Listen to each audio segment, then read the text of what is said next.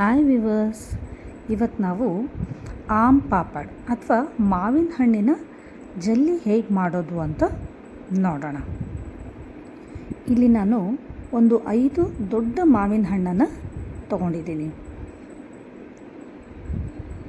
ಇದು 1 kg ಮಾವಿನ ಹಣ್ಣಿಗೆ ನಾನಿಲ್ಲಿ 2.5 ಕಪ್ಪಷ್ಟು ಸಕ್ಕರೆನ, ಅಂದರೆ ಈ ಥರದ ಬಟ್ಲಲ್ಲಿ 1 ಬಟ್ಲು ಸಕ್ಕರೆನ ತಗೊಂಡಿದ್ದೀನಿ. ಈ ಸಕ್ಕರೆ ಹಾಗೂ ಈ ಮಾವಿನ ಹಣ್ಣಿನ ಪಲ್ಪ್ಸ್ನ ನಾವು ಮಿಕ್ಸಿ ಮಾಡ್ಕೊಳ್ಳೋಣ. ಹಣ್ಣನ್ನು ಚೆನ್ನಾಗಿ ತೊಳೆದು ಈ ಪಲ್ಪ್ಸ್ ಎಲ್ಲ ತೆಗೆದು ಕಟ್ ಮಾಡಿ ಇಟ್ಕೊಂಡಿದ್ದೀನಿ. ಈಗಲೇ ನೀವು ಬೇಕಾದರೆ ಸ್ವಲ್ಪ ಹಣ್ಣು ಹುಳಿ ಇದೆಯಾ ಸ್ವೀಟ್ ಆಗಿದೆಯಾ ನೋಡ್ಕೊಂಡು ಬೇಕಾದರೂ ಸಕ್ಕರೆನ ಹಾಕ್ಕೋಬೋದು. ತೀರಾ ಸಿಹಿಯಾಗಿದ್ದರೆ ನೀವು ಸ್ವಲ್ಪ ಸಕ್ಕರೆ ಕ್ವಾಂಟಿಟಿನ ಕಡಿಮೆ ಮಾಡ್ಕೋಬೋದು. ನೋಡಿ, ನಾನು ಇದನ್ನು ಈ ರೀತಿ ಮಿಕ್ಸಿ ಮಾಡಿ ಇಟ್ಕೊಂಡಿದ್ದೀನಿ. ಈಗ ಇದನ್ನು ಗ್ಯಾಸ್ ಮೇಲೆ ಒಂದು ಬಾಣಲಿನ ಇಟ್ಬಿಟ್ಟು ಈ ಬಾಣಲಿಗೆ ನಾವು ಮಿಕ್ಸ್ ಮಾಡಿರೋಂಥ ಮಾವಿನ ಹಣ್ಣು ಹಾಗೆ ಸಕ್ಕರೆನ ಒಂದು ಬಾಳಿಗೆಗೆ ಹಾಕ್ಕೊಳ್ಳೋಣ.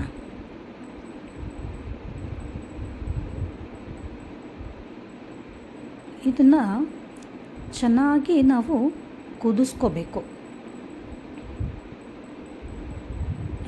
ಈ ಆಮ್ ಜಲ್ಲಿ, ಆಮ್ ಪಾಪಡ್ ಇದೆಲ್ಲ ಸ್ವಲ್ಪ ಉತ್ತರ ಭಾರತದಲ್ಲಿ ತುಂಬ ಫೇಮಸ್ಸು. ಇದನ್ನು ವರ್ಷಾನುಗಟ್ಟಲೆ ಕೂಡ ಮಾಡಿ ಇಟ್ಕೊಳ್ತಾರೆ. ಆದರೆ ಇದು ನಾವು ಮಾಡಿಟ್ಟ ಮೇಲೆ 2 ತಿಂಗಳಲ್ಲೇ ಖಾಲಿ ಆಗಬೇಕು.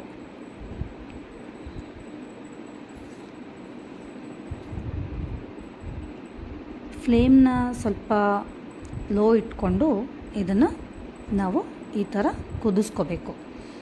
ತುಂಬ ಹೈ ಫ್ಲೇಮಲ್ಲಿ ನಾವು ಇದನ್ನು ಕುದಿಸ್ಕೊಳ್ಳೋಕೆ ಹೋದರೆ ಇದು ಸಿಡಿಯೋದಕ್ಕೆ ಶುರುವಾಗುತ್ತೆ. ಆಗ ತುಂಬ ಹುಷಾರಾಗಿರಬೇಕು. ನೋಡಿ, ಈ ಥರ ಬಬಲ್ಸ್ ಥರ ಬಂದು ಸಿಡಿಯುತ್ತೆ. ಆ ಕಾರಣಕ್ಕೆ ಲೋ ಫ್ಲೇಮಲ್ಲೇ ಇದನ್ನು ಚೆನ್ನಾಗಿ ಕುದಿಸ್ತಾ ಹೋಗಬೇಕು. ಈ ರೀತಿ ಇದನ್ನು ಯಾವುದೇ ಕಾರಣಕ್ಕೂ ಕೈ ಬಿಡದೇನೆ ನಾವು ಕುದಿಸ್ಕೋಬೇಕು. ಇದು ಕಲರ್ ಚೇಂಜ್ ಆಗುತ್ತೆ. ಕಲರ್ ಚೇಂಜ್ ಆದಮೇಲೆ ಒಂದು ಪ್ಲೇಟ್ಗೆ ಅಥವಾ ಒಂದು ಬಾಕ್ಸ್ ಮೇಲೆ ಇದನ್ನು ಹಾಕಿಬಿಟ್ಟು ನೋಡಿ. ಇದು ರನ್ ಆಗಬಾರ್ದು. ನಾವು ಪ್ಲೇಟ್ಗೆ ಹಾಕಿದಾಗ ಆ ಮಿಶ್ರಣ ರನ್ ಆದರೆ ಇನ್ನೂ ಸ್ವಲ್ಪ ಕುದಿಬೇಕು ಅಂತ. ಅದು ಗಟ್ಟಿಯಾಗಿ ಹಾಗೆ ಇದ್ದರೆ ಇದು ಆಗೋಗಿದೆ ಅಂತ. ಆ ಟೈಮಲ್ಲಿ ನಾನು ಒಂದು ತಟ್ಟೆಗೆ ತುಪ್ಪನ ಸವರ್ಕೊಂಡು ಇದನ್ನು ರೆಡಿ ಮಾಡಿ ಇಟ್ಕೊಳ್ತಾ ಇದ್ದೀನಿ. ಹಾಗೆ ಒಂದು ಅರ್ಧ ನಿಂಬೆ ಹಣ್ಣನ್ನು ಕೂಡ ಈ ಮಿಶ್ರಣಕ್ಕೆ ನಾನು ಹಾಕಿ ಮಿಕ್ಸ್ ಮಾಡ್ಕೊಂಡಿದ್ದೀನಿ. ಈಗ ತುಪ್ಪ ಸವರಿರುವಂಥ ತಟ್ಟೆಗೆ ನಾವು ಮಾಡಿಕೊಂಡಿರುವಂಥ ಈ ಜಲ್ಲಿ ಫಾರ್ಮೇಷನ್ನ ಹಾಕ್ಕೊಂಡು ಚೆನ್ನಾಗಿ ಸ್ಪ್ರೆಡ್ ಮಾಡ್ಕೋಬೇಕು.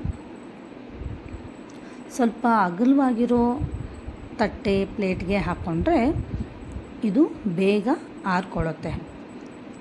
ಇದನ್ನು ತೀರಾ ದಪ್ಪದಾಗಿ ಹಾಕ್ಕೊಂಡ್ರೆ ನಾವು 2 ದಿನ ಆರೋದಕ್ಕೆ ಬಿಟ್ಬಿಡಬೇಕು.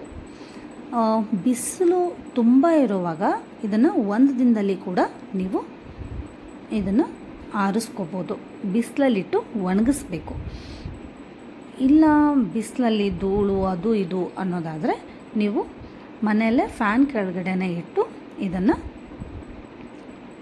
ಒಣಗಿಸ್ಕೋಬೇಕು. ನೋಡಿ, ಈ ಥರ ನಾನು 1.5 ದಿನ ಇದನ್ನು ಒಣಗೋದಕ್ಕೆ ಬಿಟ್ಟಿದ್ದೆ. ಇದು ಈ ಥರ ಒಂದು ಸೈಡಲ್ಲಿ ಒಂದು ಎಡ್ಜಲ್ಲಿ ತೆಗೆದ್ರೆ ಈ ಥರ ಪಾಪಡ್ ಥರ ತುಂಬ ಚೆನ್ನಾಗಿ ಬರುತ್ತೆ. ಇದನ್ನು ನೀವು ನಿಮಗೆ ಯಾವ ಶೇಪಲ್ಲಿ ಬೇಕೋ ಆ ಶೇಪಲ್ಲಿ ಕಟ್ ಮಾಡ್ಕೋಬೋದು.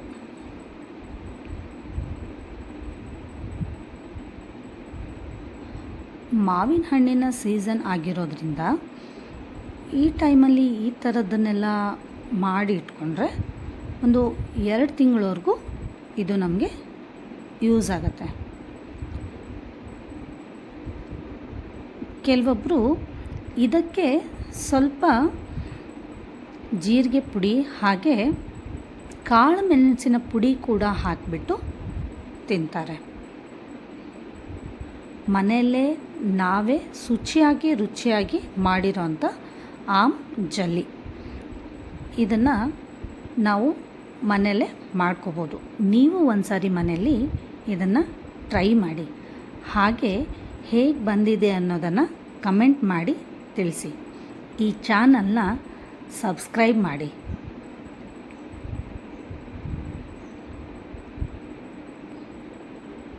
ತುಂಬ ತೆಳುವಾಗಿ ಚೆನ್ನಾಗಿ ಬಂದಿದೆ.